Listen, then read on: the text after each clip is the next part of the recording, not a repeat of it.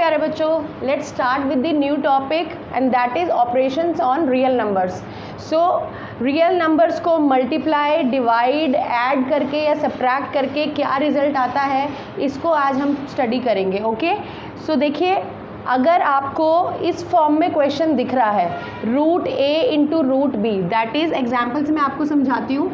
जैसे मान लीजिए रूट 2 इंटू रूट 3, अगर ऐसे फॉर्म में है तो क्या आंसर होगा इसका? Root 2 into 3 that is root 6।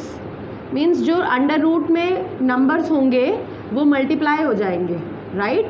ठीक है, so root A into root B will be root A B.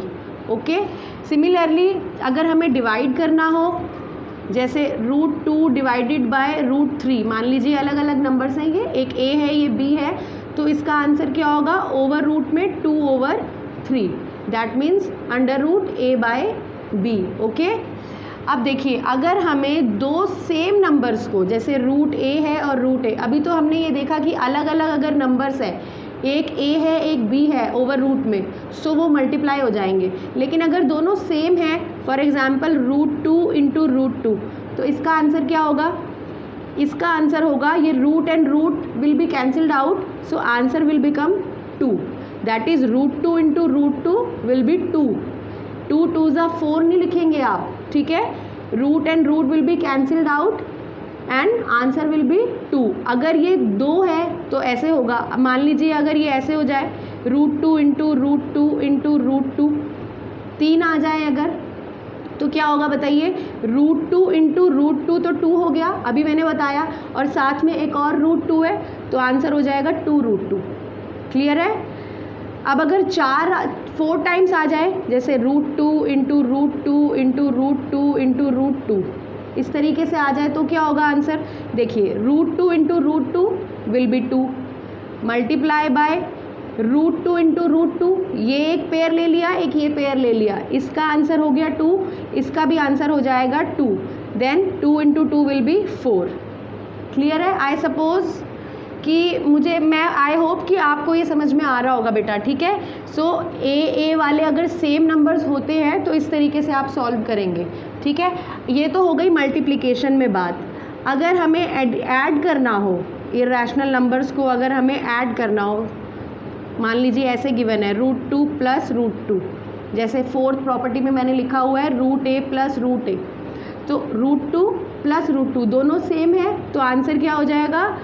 2 root 2, 2 root 2, यानी कि एक रूट 2 यहाँ पे है, यहाँ कुछ नहीं है तो 1 है, इधर भी कुछ नहीं है तो 1 है, 1 root 2 and 1 root 2 will become 2 root 2, add हो रहे हैं, ठीक है बेटा? अगेन आप ऐसे नहीं करेंगे, रूट 2 प्लस रूट 2 को आप ऐसे नहीं लिख देंगे रूट 4, ये गलत हो जाएगा, ठीक है?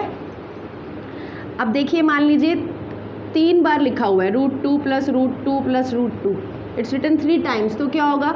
Root 2 plus root 2 plus root 2, 1 root 2 1 root 2 1 root 2, 3 times it's written over here, so answer will be 3 root 2। उसी तरीके से 4 बार लिखा हो, 5 बार लिखा हो, ऐसे ही बढ़ता जाएगा, 4 root 2 5 root 2 6 root 2 10 root 2 and so on, ठीक है? क्लियर हो गया? ये प्लस वाला भी सेम नंबर्स को अगर हमें ऐडअप करना हो तो। अब आती है बात, अगर अलग अलग है, 4 नंबर से देखिए अलग अलग है, रूट ए, रूट बी, रूट सी, रूट डी, इसमें आपको यूज़ करनी होगी डिस्ट्रीब्यूटिव प्रॉपर्टी, जो आपने अपनी जूनियर क्लासेस में भी पढ़ी हुई है। जैसे मान लीजिए, एक मैं एक्सरसाइज 1.5 के एग्जाम्पल से इसे समझाती हूँ। 3 plus root 3 and 2 plus root 2, ये एक्सरसाइज 1.5 का क्वेश्चन है, क्वेश्चन नंबर 2 का फर्स्ट पार्ट है, ठीक है? तो देखिए, ये हो गया a plus B and C plus D, ये हो गया। अच्छा, यहाँ पर ना सब में रूट है, तो हम एक काम करते हैं, पहले मैं इसे ये समझा देती हूँ आपको, ये चलिए इस पर हम रूट डाल देते हैं, ठीक है? अलग कर दिया, इसको रहने देते हैं इसको मेरे को, क्योंकि ये आपको पार्ट ही समझाना है, ये वाला पार्ट समझाना है मुझे, तो इसको हम ऐसे कर लेते हैं, ठीक है?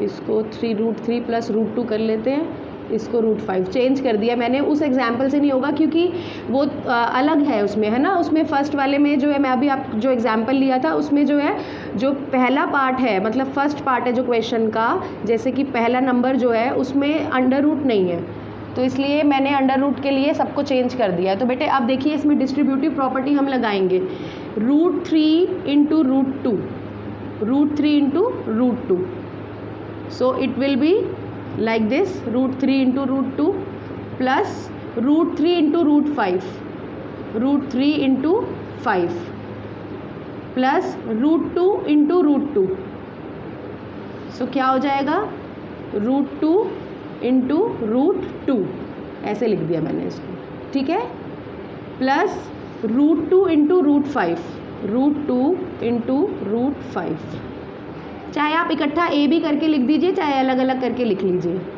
ठीक है। मैं ये वाला आपको करा रही हूँ, फिफ्थ पार्ट जो है इसका, ठीक है। तो ये क्या हो जाएगा बेटा, 3 into 2 is √6 plus 3 into 5 will be √15 plus √2, अब ये सेम हो चुके हैं ना numbers, so √2 into √2 will become 2। Clear है, सेम है ना, क्योंकि अलग अलग नहीं है, ये मैंने पहले बता दिया है आपको, इसमें बताया था थर्ड पार्ट में। अब ये हो जाएगा प्लस √2 इंटू √5 विल बी √10, ये हो गया आंसर, ठीक है बेटा, क्लियर हो गया। एक्सरसाइज 1.5 का जो मैं आपको क्वेश्चन करा रही थी उसमें जो यहाँ पे फर्स्ट नंबर जो है उसमें रूट नहीं था, इसलिए मैंने ये वाला पार्ट समझाने के लिए एक अलग से एग्जाम्पल बना करके रूट लगा के समझाया है, ठीक है बेटा, क्लियर हुआ। अब सिक्स्थ पार्ट,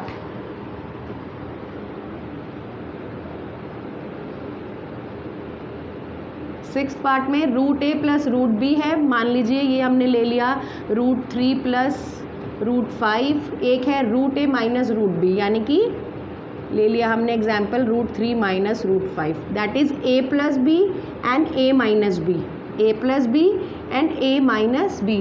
सो इसका भी कैसे बनेगा, √3 इंटू √3, वैसे तो इसका आंसर डायरेक्ट लिखा हुआ है यहाँ पे, a माइनस b लिखा हुआ है, ठीक है।